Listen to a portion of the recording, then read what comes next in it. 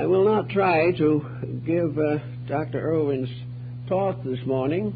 I don't know just how he intended to do it, but we will try to cover some phases of the theme with which his morning talk was dedicated, and that is the place of America in the world plan of things.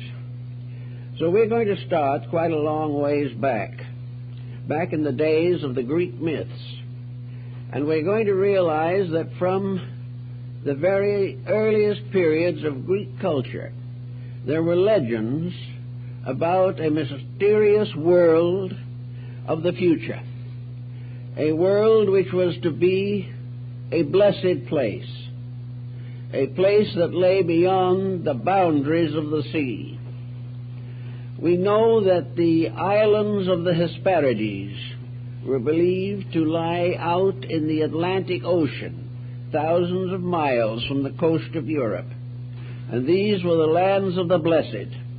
And at very ancient times, mariners attempted to reach this mysterious world where the golden fleece was hung upon a tree, and where all the Argonauts went forth in search of this golden fabric upon which were traced in letters of fire the laws and wills of God. One of the most interesting early records that we have in a little book in the library on the navigations of the Greeks as recorded by Plutarch. According to Plutarch, Greek explorers actually discovered the mouth of the St. Lawrence River and explored part of the territory that is now in the northeastern part of the United States and southern Canada. They took back the legends and stories of their journey. They reported a beautiful and fertile land that had never been ruined or disturbed or destroyed by the sins of mankind. They described in considerable detail the boundaries of this wonderful region. And from the story that they left, a whole group of utopian legends developed. These legends had to do with this wonderful world beyond the sea, where all things were going to be wonderful and beautiful. And in due time, this land, which had been set aside by the gods for the preservation of civilization, was to be a mysterious ark-like vessel into which would flow those of the world who appreciated and understood the real destiny of man, the spiritual problem that man would face, and his victory over the sorrows and iniquities of his environment and the weaknesses of his own nature. Another very interesting legend dealing with this particular problem evolved right here on the Western Hemisphere.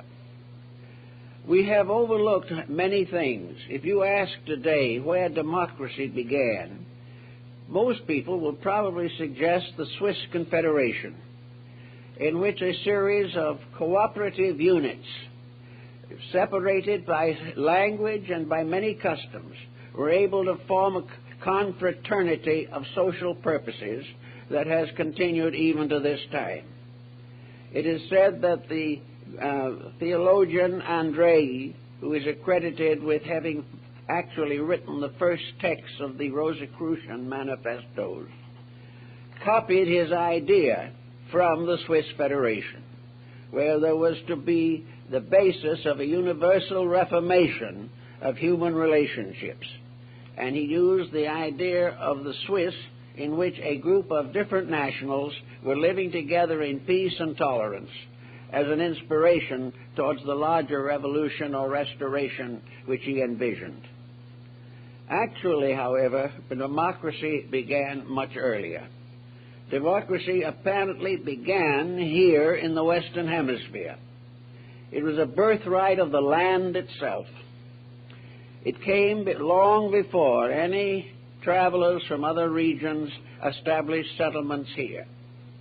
There were three great areas in which political and governmental structures were allowed to grow and unfold in the Western Hemisphere.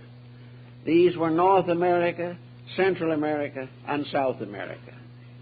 North America was the center of the Indian and Indo-American culture, and probably the most interesting and important of these particular groups was the Great League of the Iroquois Nation. This league was developed and perfected before the arrival of the foreign travelers and colonizers. This league was originally the League of the Five Nations, but later became the League of the Six Nations. And this is the League of Nations, according to historical record, that inspired Woodrow Wilson to formulate the 14 points of his League of Nations. And strangely enough, the land where the idea came from was the one that rejected it. So in the northern hemisphere, we had the Great League of the Iroquois people. And their symbol was the great white cloud of the peace. Their idea was the long house. And the long house was the world. And the sky was the roof. And the earth was the floor. And the wonderful mountains and forests and rivers and lakes were the walls. And here, human beings met in the great peace under the sky. These people had a very interesting series of rules. In the Iroquois League, those who we would call senators today were called sachems. They were the wise ones, and they were elected by the tribes. Now, it is interesting to note that while these sachems were all men, the only ones who could elect them were women. The women did not sit in the lodge, but they selected every one of them by vote, and the men were not allowed to vote. This is quite an interesting thing to happen long ago. Now, when these sachems met together also, they were subject to certain rules. One was that no member of the League could vote for any project affecting his own group. In other words, he could vote for any state except his own. He had to be silent as to anything that would benefit him. He could vote on the benefits of others, but others had to vote on the benefits for him. Another very interesting point is that in the League of the Iroquois, decorum was the order of the day. Decorum was the most important thing of all. When a sachem arose, the chairman said, "The door is open." Therefore, the sachem or senator was able to give his speech, to tell what he considered to be important and necessary, to bring news, or to ask consideration for special privileges. No one was permitted to interrupt him. When he was through, he sat down. Then it was right for others to speak. But no criticism, no voice of anger, no temper, no conspiracies, no plots, no cartels were permitted under any condition. All relations had to be noble, they had to be gentle, they had to be wise, and they had to be kind. And anyone who broke that rule was thrown out. Now that's something rather interesting, starting among Aborigines, who, as one English author said, it was remarkable that this type of government, perhaps the highest form of democracy the world has ever known, came into existence among a group of Indians in blankets and feathers sitting under a tree.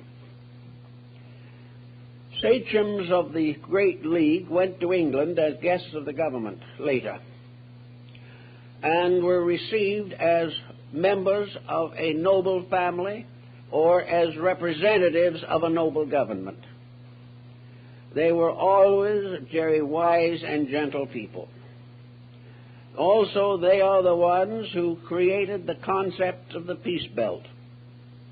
The symbol of their league was a group of persons, all holding hands, and it was woven or beaded into wampum. And wherever an Indian messenger went, he carried the peace belt. He could go through any country. He could go through any warring area. He could actually move among enemies of the League. And he would always be respected because he was carrying the symbol of the belt. And incidentally, the Indians made a very special wampum belt for the one white man they learned to trust, William Penn. And the Penn peace belt is now in Philadelphia in the museum. And because it was not possible for Penn, who was not an Indian, to go to the Great Peace League in the sky when he left here, where all the nations of the world sat in peace together, he couldn't go into the Indians' happy hunting ground. So they got together and voted in wisdom to build him a little house just outside the gate so that he could watch his friends, the Indians, come and go. Now this was America in the 15th and 14th centuries, a land where peace was really very important, and where Daganoweda and his disciple Hiawatha taught the doctrine of the Great League. Now further to the south was the double empire of the Aztec and the Maya. And here we had another interesting example. We generally think of the Aztec-Maya Empire as being ruled over by emperors. But in this case, there was a strange similarity between their way of doing it and the practice that was then in vogue in India and Nepal 25 centuries ago. It is true that they had an emperor, but this emperor was not hereditary. He ruled during his own lifetime by election. And when he passed on, he could not nominate a successor. The successor had to be selected by the people and tested, not by the ballot, but by conduct. The new ruler had to have courage. He had to be brave in the presence of adversity. He had to be wise, capable of judging correctly the needs of the people. He had to love the people and take care of them and protect them and prove over a long period of time that he accepted a responsibility for them and not an opportunity for his own advancement. And when he had been checked, proved, and carefully examined and initiated into their religious rites, then he might be installed. But he would always have to be appointed by the people and not by any hereditary group or by any class or caste. As a result of that, we find in the Central American area some very interesting points that perhaps are worth remembering. First of all, that entire civilization never had a medium of exchange. No currency, no money. And yet they built over 60 cities, and many of those cities had populations running into the hundreds of thousands. They never had a wheel. They never had a bow and arrow. But of course they did have the glottal, the throwing spear, for protection. But they were very interesting people in many ways. For example, a young person, man or woman, had to accept as part of his birthright that he was the servant of the needs of all the people. He was not allowed to build a career in conflict with the needs of the people. He was not allowed to be competitive in relationship with other people. These things were forbidden him. He had to always consider the common good. He had to maintain the integrity, for any lowering of his own morale or his morality was considered as a desperate danger to the people. He was not permitted to use any alcoholic beverages under any condition until he was 65 years old. Then if he was tired and disillusioned, he could have a drink now and then. but all narcotics were forbidden to him as long as he was able to serve the state. It was only when he retired into private life that he was permitted to have any activity that was not fully justified by the state. So here we had a people that became very much given to architecture, to astronomy. When the Spaniards came over here, they corrected their calendars from the Maya calendar. They were not a group of aborigines, but a very interesting and wonderful people. And the great Florentine Sahagún, the great manuscript relating to the life of these people in the Laurentian Museum Library in Florence, describes a culture that is magnificent in its scope, and yet strangely barbaric, but barbaric with certain simple rules. Be honest. It's perfectly possible for a barbarian to be honest, and it is perfectly possible for a civilized person to be dishonest. So these people live by a very simple but powerful code. Further to the south, the great hierarchy of the Incas in Peru and in that area were very largely politically structured like the Aztecs and the Maya. When Pizarro came into the area to conquer it, he came to a people that had never known war as we know it today. They were not people of war. One day Pizarro said to the Inca, he said, "What do you do with criminals in Peru, in your country?" And the Indian didn't seem to quite understand, so Pizarro explained more carefully that the criminal was the lawbreaker, and so on and so on. And the Inca replied, "I don't know what we do with them. We don't have any." On another occasion, when a foreign tribe entered the country, the Peruvians met them with dull weapons, took them without hurting them seriously, made them prisoners, and gave them the right to remain for 5 years under surveillance until it was proven that they were persons of integrity. Then they were given allotments of land and citizenship in the Inca Empire, even though they had come in to invade it. These kind of things were happening here, and they all added together to some of the most interesting factors in the development of our way of life. We have taken much from them, and we could take a little more. Now, from a very early time, the idea of a utopia was strongly fixed in the mind of the people.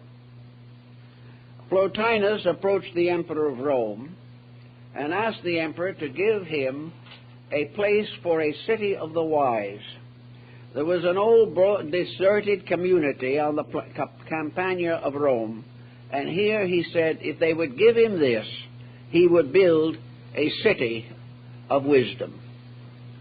And the emperor was very much in favor of the idea, and really practically promised Plotinus that he could have his empire, because Plotinus was at that time living in Rome, and he had a reputation so great and so noble that rich Romans left their children in his care and left him to administer the inheritances of their families. Plotinus was therefore hopeful that this great city of the wise could come apart. But when it was presented to the Senate, they turned it down instantly. And the reason they turned it down was very simple. They said very, very definitely, if this city succeeds and wisdom and integrity rules, this is the end for us. So rather than take a chance of losing their own corruptions, they forbade the building or dedication of Platonopolis, the city of the wise. But the dream went on through More's Utopia, through Bacon's New Atlantis. And in Bacon we find the summarizing of the whole concept, the New Atlantis, which is America. And here, from a very early time, from the first navigations of Columbus and those who followed him, there was the realization that this continent had been set aside by a power beyond that of man to provide the homeland of a united people bound together, as Gandhi said, by nothing stronger than the silken thread of love. That here was to be the great experiment. Here was the place in which the great involutionary processes of nations would be reversed and a great evolutionary process would set in. That opportunities and privileges and rights, that a clean earth free from the conspiracies of Europe would be able to accomplish that which was necessary. The Hindus have records of the ancient will of the gods on these matters. We hear the stories of the secret governments behind the government of the earth, that the spiritual laws that must be fulfilled in the due course of time, and that the fate of mankind finally does not rest completely in the hands of men, but in the hands of the divine plan, which man must ultimately learn to accept and obey. So there have been all kinds of interesting accounts flowing into what would constitute the Western paradise of Amitabha. This was the Buddhist concept, the paradise of the West, the Western world, that which lay beyond the mountains, beyond the great oceans. And we are told that the Seminoles of Florida originally believed and affirmed definitely that there was a land bridge between Europe and America at a very ancient time, that this land bridge was probably the lost continent of Atlantis. Now, the Atlanteans seemingly had certain concepts that were important, but as Plato points out, they rose against the truth. They destroyed themselves by the corruption of knowledge. They created a scientific empire, and their own sciences destroyed them. And this was the record that was kept in the subterranean caves and grottos in Egypt under the temple of Isis at Sais.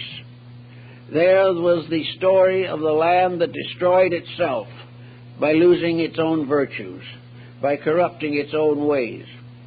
But also Plato told us that there was a great navigation, a great mercantile between Atlantis and the other parts of the then known world. The Atlantean traders and merchants traveled into most distant places with very reliable and suitable ships, and carried goods and merchandise with them for trade and barter. Now it seems there is a possibility worth remembering that these merchants were not too different from merchants later. We know, for example, that when the Etruscans and the Near Eastern peoples entered into a trade with Western Europe, that their ships came along the coast of Europe into Great Britain and onto the coast of France, and that in doing so they left a great deal of the ancient beliefs and wisdoms of their people on the Western Hemisphere, on the European hemisphere. So that we have given a thought to the idea that the Atlantean navigators very probably brought with them some colonizers. They traded, they did various things, but they also brought missionaries. They brought the same kind of traveler that we find in modern times. When a country opens another country to commerce, they send educators, they send all kinds of people, doctors and ministers, to advance the cultures of these new neighbors that they have made. Now, at some remote time, this seemingly happened in connection with the Atlantean distribution of land. For in this time, it would seem that these navigators landed on various areas and established centers of their own culture.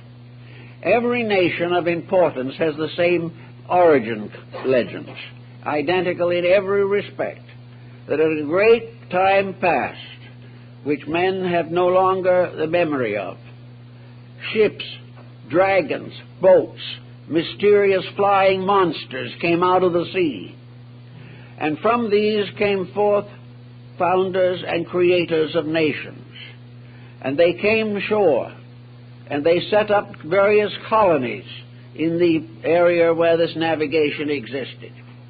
In the case of the Aztec Maya complex, we are told that out of the sea came a raft of serpents, which was probably a boat.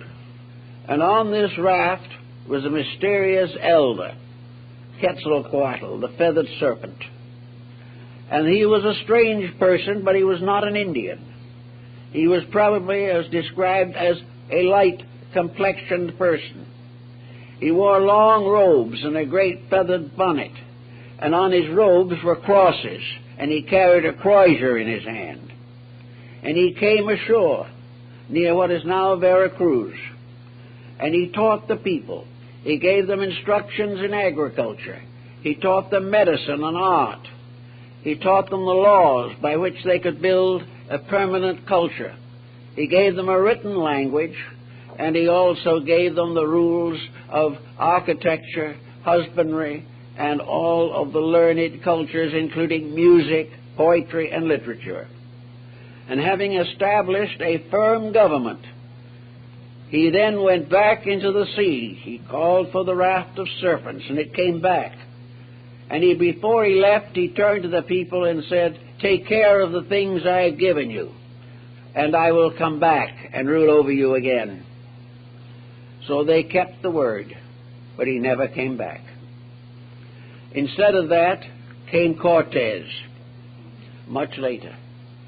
But when Montezuma knew that the ships of Cortez had arrived off the coast of Mexico, he sent messengers carrying with them the bonnet of the emperor, because he thought it was Quetzalcoatl returning. And he told his messengers to tell that he had kept the rules that had been given to him, and he was ready to turn over the empire to Quetzalcoatl. It was this misunderstanding that, with its tragic consequences, that contributed considerably to the fall of Mexico, so far as the native population was concerned. On the other side of the world, in Chaldea and Babylonia, there rose out of the sea a mysterious being, Oannes the fishman. This man came from somewhere beyond the oceans, and he walked upon the land, and he had a body of a human being and the head of a fish. I might remind you that the bishop's mitre is the head of a fish. And this being taught the people. He gave them the language. He taught them medicine and art. He taught them agriculture. He taught exactly the same things that Quetzalcoatl had taught to the Western Hemisphere. He also returned to the sea and said he would return, but he never came back. Now, it is believed by some at least that these were from the Atlantean continent. They were civilizers from that mysterious land that vanished away, according to the Codex Torano, taking 60 million people to death in a single night. The reason they never came back was because they had been destroyed. But at the same time, there seems to be a great distribution of culture that traces back all the way to the Atlantean period, in which the foundations of civilization as we know them have their footings and bases. Now, after the gradual development of a concept of the Western world, after the voyages of Drake and the voyages of Columbus and Magellan and all these travelers, the new land began to open up as a great center of future world culture. At about the same time, there were rumblings in Europe of the impossibility of developing a permanent, unified culture in Europe. Europe was locked in wars from the Crusades to the 100 Years' War and the 30 Years' War.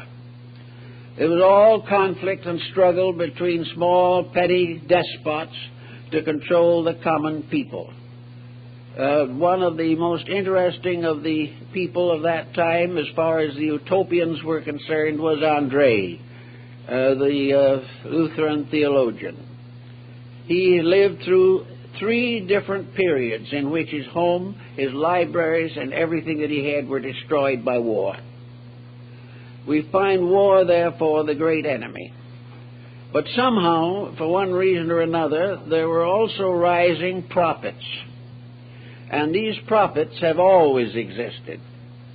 From Isaiah and Ezekiel and Daniel in the Old Testament, to the mysterious prophecies of the Apocalypse, to the various prophecies of non-Christian peoples all over the world. There have been a series of revelations that have been very difficult to define or to explain. We find the prophecies of Paracelsus, a sober physician, who also had a vision of the shape of things to come. All over the world we have these different realizations, like that of Nostradamus. One way or another, the message came through that there was a plan for the Western Hemisphere. This plan probably was known also to the Mongols under Genghis Khan and Kublai Khan, because Kublai Khan was trading horses with the princes of the Medici family. Asia was not as far away then as it has been later. And it was also there that in China the emperor had the vision of the golden being that was going to come and bring peace to the world. The Taoists of China believed there was a paradise to where good souls went and lived forever in peace. They called it the Paradise of the West. This Paradise of the West sort of built up a reputation for itself. A reputation of beauty, of wonder, of unspoiled land, of common kindness, and of peace and freedom from all of the stress and emergencies of European life. There's no doubt in the world that the founding fathers of this country were at least in part aware of the older stories, because they were on everyone's lips in those days, as strange tales are now constantly repeated and disseminated. There is no doubt in the world that a plan was instituted, by means of which it was hoped that the mysterious powers behind our normal way of life were guiding this nation to its full destiny. Now, the interruptions and sorrows of this situation have also been carefully mentioned. We know the vision of Lincoln and his own realization that his destiny had come. Lincoln definitely realized or believed that he was there for a purpose, and that purpose fulfilled, he saw the black ship that would carry him away forever. There was the rough prophecy that was written the day of the birth of George Washington, telling through the problems and the difficulties of the nation. There is also the story of the prophecy of Valley Forge, where George Washington saw the future of the country, saw the great trials through which it would pass, but realized that it would emerge triumphantly in the end. There was Macmillan's dream, the dream of the American general, and there was another dream or two, not only from these formal sources, but from other little quiet people who have had visions again and again, visions of the saints, of the mystics, of the seers, visions that came to people like Andrew Jackson Davis and Baron Emanuel Swedenborg.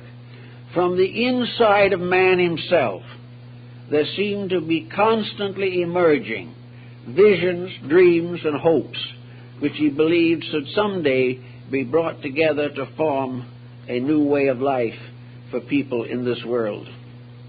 And now, as the result of so many of these older plans, the carefully laid foundations that were some of them built 3,000 and 4,000 years ago, we have come to our present emergency.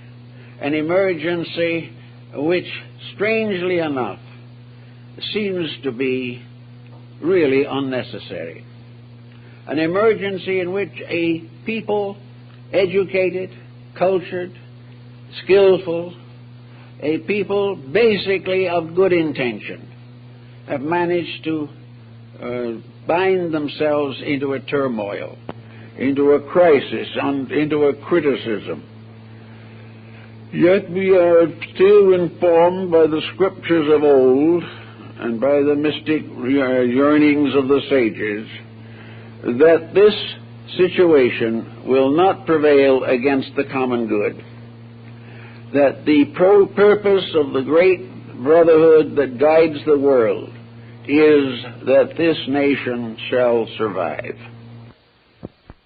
This situation will not prevail against the common good, that the purpose of the great brotherhood that guides the world is that this nation shall survive. It shall survive because it was destined, and it shall survive because that which put it in motion is stronger than anything that can be used against it. But in this moment or this time of stress and trial, it is very important that there must be a growing and enlarging realization of the essential purpose for which this nation was founded. It is no longer simply to be considered as another adventure in competition and conspiracy. Now, for a long time, we opened our gates here to emigration from other countries.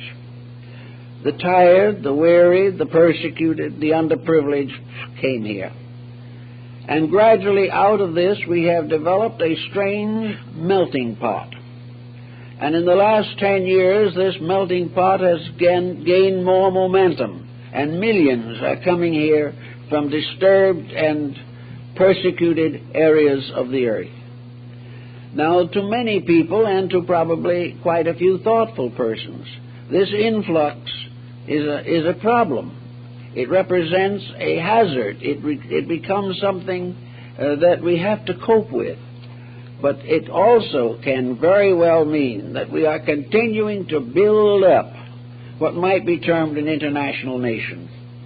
We are building up gradually through the years a concept somewhat like that of the Swiss, of peoples of all groups, all backgrounds, all races, being able to unite for the great purpose of fulfilling the destiny of the human being, rather than merely the political contrivances of physical leadership.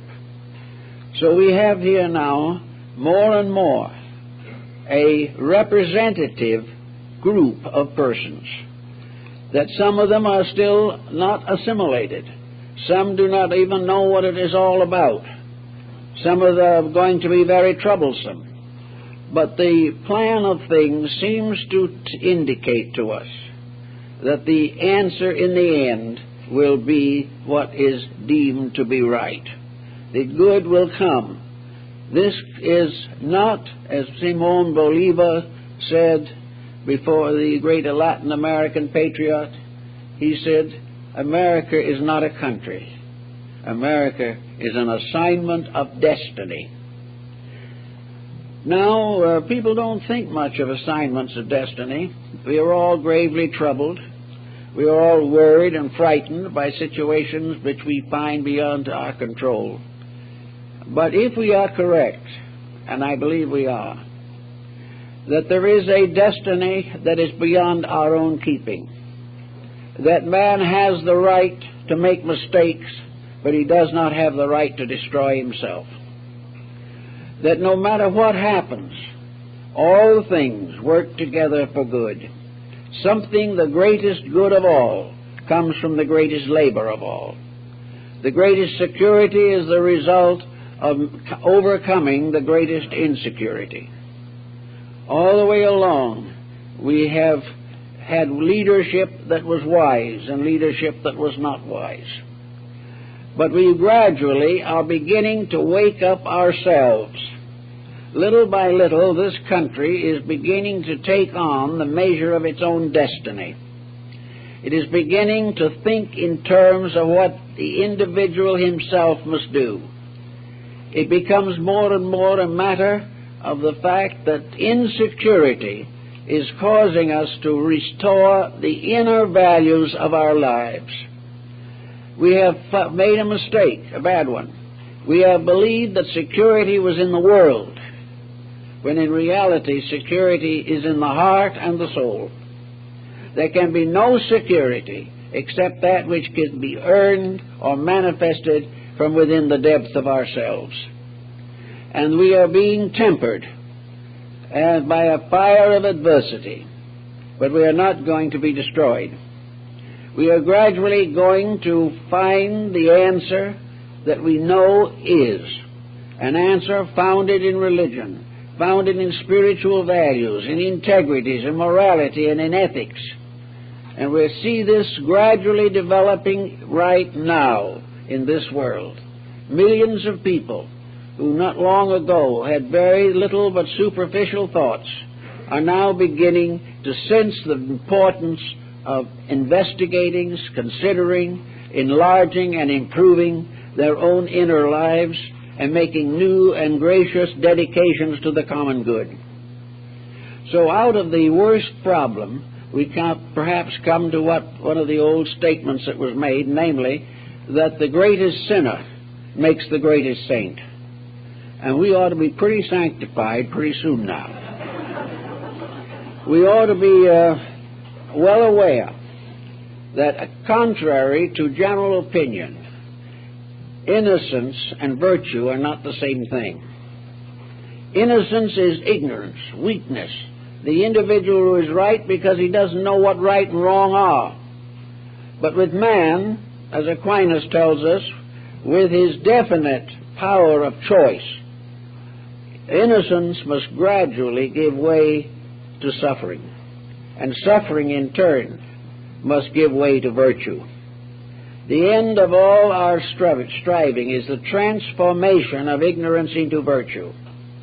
We must gradually strengthen character and escape from the tendency to regard our world as something that is more important than the perfection of our own natures. Worldliness is gradually coming to an end. We are not going to be able to maintain it much longer. Worldliness is the individual investing his hopes, his beliefs, his fears, and his securities in material things, the most fragile and impermanent of all. There is no permanence in this world. There is no permanence in the institutions that we build. Many of them do not even last as long as we do. There is no security in this material state of things. Security consists of the unfoldment of eternals and principles within ourselves. This unfoldment is now being stimulated as never before in history. We have never been in an emergency before in which it was more necessary to make constructive decisions. We may not make them immediately. We may have some more suffering to go through. But the plan of the ages will not be defeated. And that which we have suffered so long to learn is not going to be lost. According to our belief in reincarnation, the individual has lived long and many times to get as far as he has now. He has suffered much in growth already. He has gone through many tragedies, some of which are recorded on the pages of history, and others are recorded only on the tablets of the soul. But he has gone through much. He has struggled through all kinds of sorrows and tragedies and misfortunes. He has been victimized many times. He has victimized himself many times. But through it all, he has come to now. And this long journey is not going to be frustrated. It may take time before the internal is strong enough to control the external. But that's what has been building up since the beginning. Man's gradual victory over the weaknesses in himself. And this victory must continue until it is accomplished. Our patriots in this country and in other countries also, those who have tried to lead their people into a better way of life, have never had it easy. The great Latin American liberator whom we mentioned before, Simon Bolivar, died of a broken heart in a borrowed nightshirt in a bed that did not belong to him. It has been very hard, but it is better to recognize that failure in the cause of something that must ultimately succeed is better than success in a cause that must ultimately fail. So in this emergency, men and people are beginning to turn towards a philosophy of life that we have always had, but for a long time we paid little attention to it. In the Orient, this was called the Arhat or Lohan or Rishi tradition, the esoteric schools of the East. In Europe and the West, it has been referred to as the schools of the adepts. And there has always been the belief that somewhere beyond, above, unseen, but more real than anything that we can possibly see, is the invisible government of the world. The ancients believed that this government was located in the Gobi Desert of Mongolia, that with the motion of the poles, the alternation of the poles, it has traveled somewhat. But wherever it is composed of beings of our own order or of other orders who have been brought together for the purpose of making certain that humanity could not fail. They have always protected but never interfered. They will not come forth and save man from his own weakness, but they will help him to save himself through his own strength. They have brought teachings, wisdom, schools of thought. They established the ancient mysteries. They gave us the great world teachers. They are still quietly but inevitably working, and always will, and their instruments are enlightened and dedicated human beings. Now, many of these dedicated and human beings will never know that they have been selected for anything more than a common destiny. They will never realize that they are being especially used. But if they will be quiet for a moment and realize the facts about themselves, they may gain some interesting impressions. The famous statement of Lord Bacon is indicative of this point. He said that he was convinced that he had been born to be of advantage to mankind. Now, there are people who are born to be of advantage to other people. From the earliest life, they are dedicated without perhaps any idea of why or to what they are dedicated. But they become inevitably the servants of human need. We have many interesting records of these people: missionaries, physicians, judges, merchants, all kinds of people who have lived from certain basic principles. Some trace these principles back to metaphysical experiences. A great many people drawn to the life of wisdom have had some kind of an archetypal dream or a vision or a mysterious happening that has become more powerful than all the ignorance of the world could defeat. It is thus what we find again from Plotinus, where he said that on one or two occasions for a brief moment he had been picked up into union with his God, and that those were tiny little moments, but they never were forgotten, and the individual who had experienced them never lost the value or the vitality of this simple, sudden, short experience, an experience of enlightenment, the same type of experience described by Havelock Ellis in his Dance of Life. These experiences happen to people, sometimes what might be termed a series of curious circumstances that don't seem to make very much sense in themselves, but twists things around until suddenly the individual finds that he has what the old minister used to call a call. He is called to the Lord. Now, as it also says in that statement, many are called, but few are chosen. Some of these calls probably are emotional, some of them are hope, some of them are mental experiences without much validity.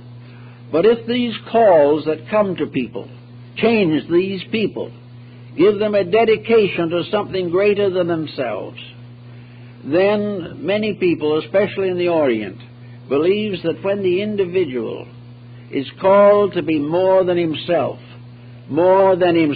has given the call, that somewhere he is appointed, he is nominated, perhaps out of previous lives, to perform a duty in connection with the preservation of the common good. This type of preservation, this type of dedication, has always existed. It existed among the American Indian medicine priests, and we know from a number of the stories of these what it all meant. We know, for example, that a boy, a young fellow starting out in life, has to go out and perform a vigil. Every Indian has to perform a vigil before they attain maturity. They go out in the desert or in the mountains or in the wilderness, and they put up the prayer plumes, the 4 plumes, and they sit and meditate and ask the Great Spirit to show them the way. And various visions come to them on these occasions. Visions as to what their future destiny is going to be, what their life work is about to be. And if in that vision they behold the thunderbird, the phoenix, then it is their destiny to become a priest. Then they must become the guardian of their people. Now remember, these are primitive people in a little tribe somewhere. There's no great background of written knowledge. There are no traditions to be handed down as we do. There's a young person going out alone in the darkness and in the night, asking to be shown the way his life is intended to be. And when he receives this call, if he is called to the religious life, then he becomes a consecrated servant of the mysteries of life. He sits quietly and meditates. His instructions all come from within himself, but actually he believes that through himself they come from the great temple or the great medicine lodge in the sky.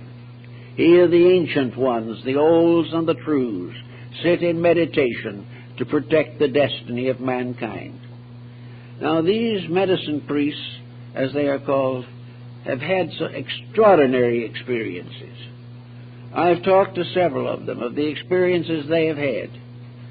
Their experiences are based upon the simple fact that they could be still in their own hearts, and in the stillness the Great One spoke to them. Now in the stillness of a peaceful soul, in the quietude of a dedicated, believing heart, in that peace, as they say in the East, the power of life speaks. When the individual relaxes away from his own fears, he becomes receptive to the great hopes that rest in space around him.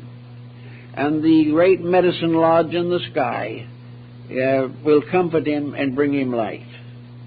I know that one Indian that went out by alone in the forest, he was a medicine priest. He didn't know anything about medications. He never had a lesson on anything like that. He didn't know how to cure anybody of anything.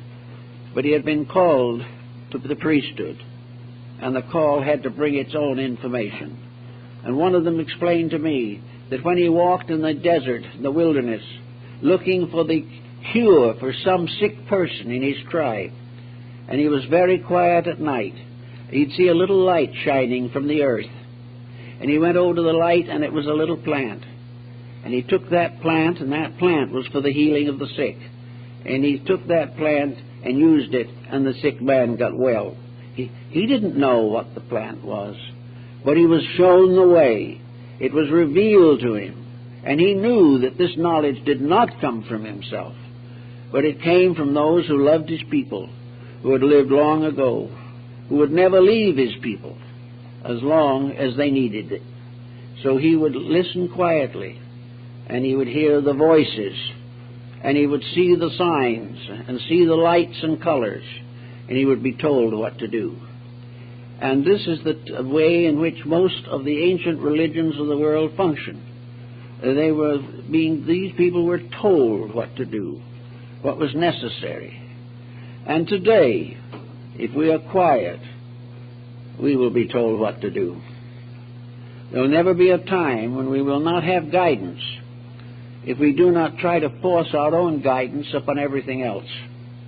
If we are still and know that we are God's children and working with God, and if we are still and know that the divine plan works, we will be able to recover from a great many of the fears and sorrows with which we have afflicted ourselves.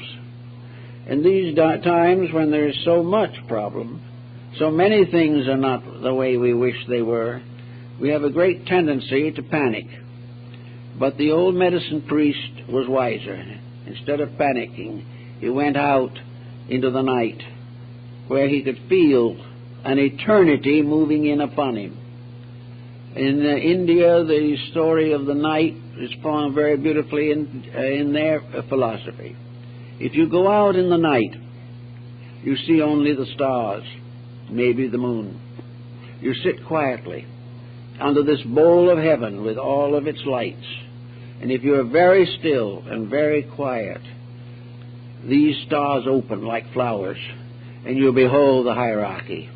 You behold the great universal plan, and you realize that man cannot frustrate the work of 100 billion suns, that he cannot destroy the great plan which has existed forever, and of which all existences we know are manifestations.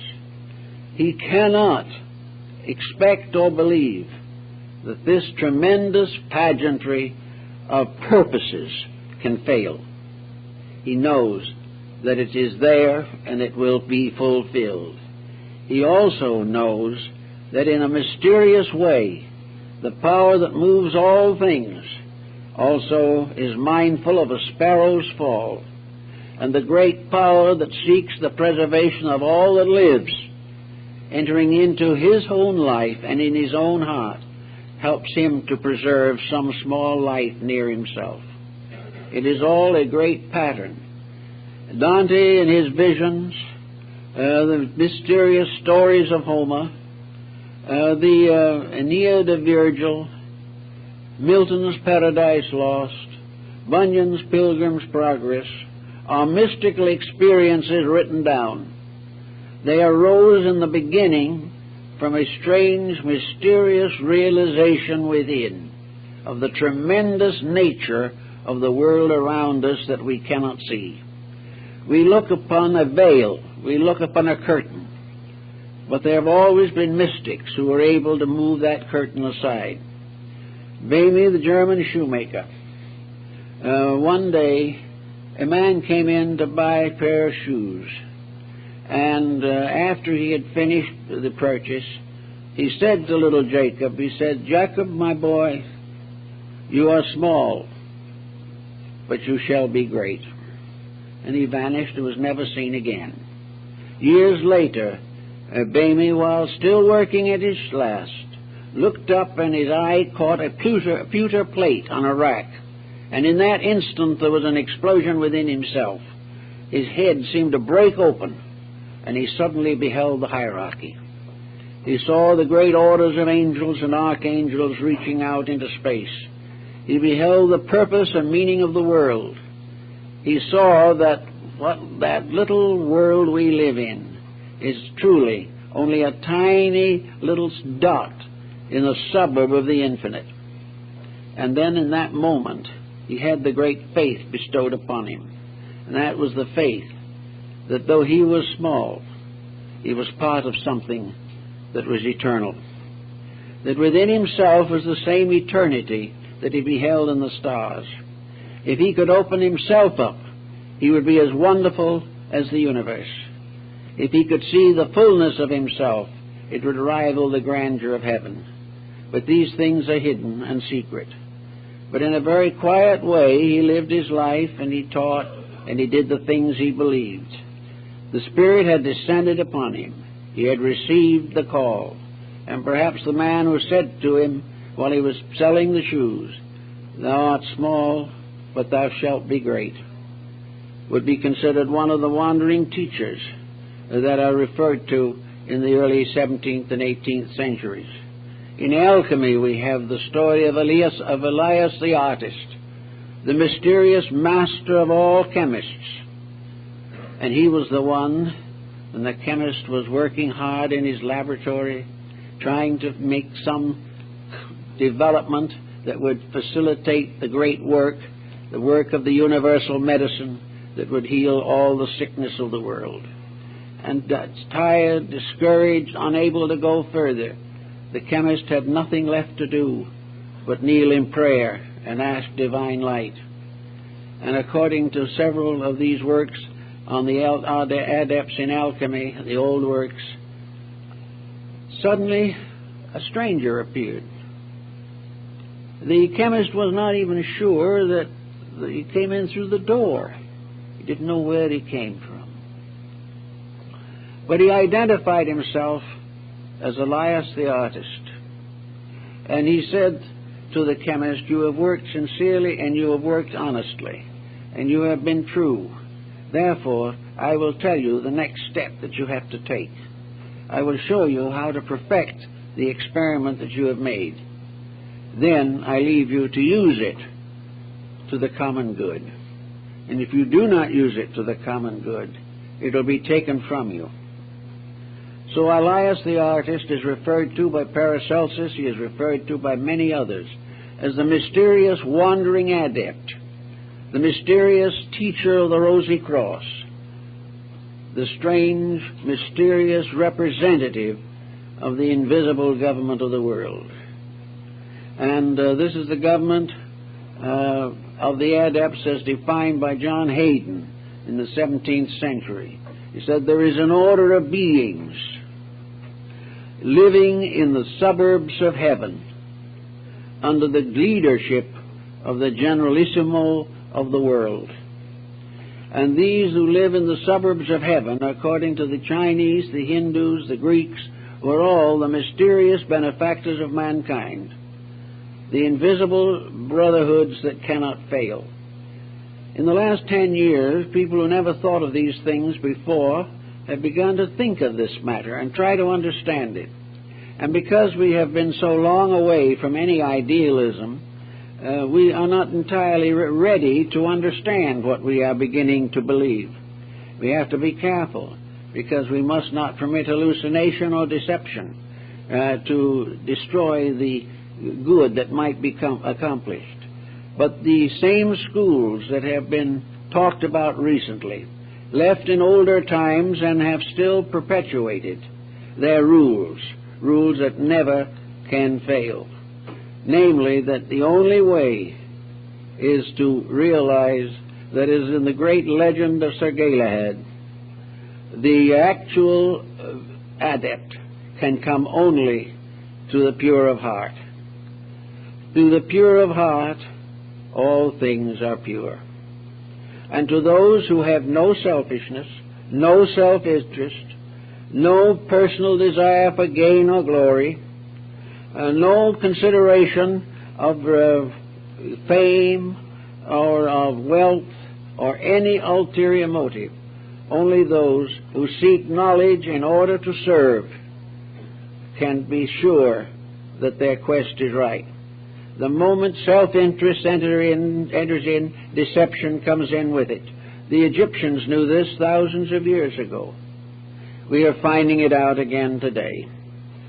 The Oriental peoples and many Western peoples are becoming at least abstractly aware of the mysterious organization of powers behind the scene of things that will continue to work.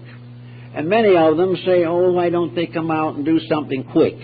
What we really need now is some very powerful exhibition of divine intercession. But this isn't the way it can be done. It will never be done this way. Because if we do it this way, then authoritarianism takes over. If a power greater than our own is known to be leading us, then our own morality is damaged. We must not be right because some other power has made us too strong to be wrong. We cannot gain this light and this power or this insight as the result of something outside of humanity taking over and insisting that it be true. The old schools always, according to the records, always worked through human beings, because the human being himself must redeem himself. And the schools can only keep open the gate or be present to take care of those who make the attainment. When the disciple is ready, the teacher is there, says the axiom of Hermes. And this is it. And this is always has been it. That only when the individual is capable of a complete dedication can he be used for the advancement of the common good. Then it is the individual who makes the claim. It is the individual who has earned the right. And then when that has been achieved, if the individual in all his rightness and all his good intentions and all his wisdom does not clearly see what is necessary, then if his heart and mind are true, the vision may come. The mysterious, mystical experience comes to the individual who deserves it. And until that desert is correct, until he really has earned it, then he must beware of hallucination. Because hallucination exists as long as illusion governs the life of the individual. It is only when he transcends this that he is capable of becoming part, an active part, in the purpose of things. Whether he knows it or not is not important, really. The thing is that the job must be done. And everyone who, moving away from the commitment to lesser things, feels the inevitable drawing of greater things, knows some way deeply within himself that he truly is born to be of advantage up to mankind. When this realization, unselfish, unprejudiced, tolerant of all things, still leads, then and then only does the person become what has been called the pen in the hand of a ready writer.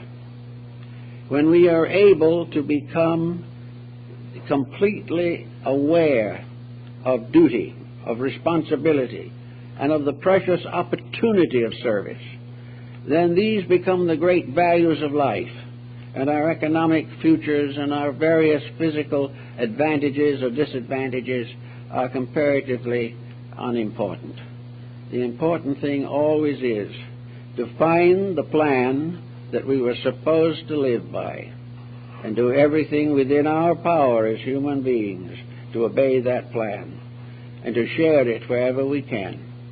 But each person becomes a disciple of the great purpose when a voluntary dedication of his own life to that purpose, without reservation and without condition, arises within himself, of himself, and by himself. At that time, he truly becomes an instrument in the universal plan of human growth. And more people every day are beginning to realize this.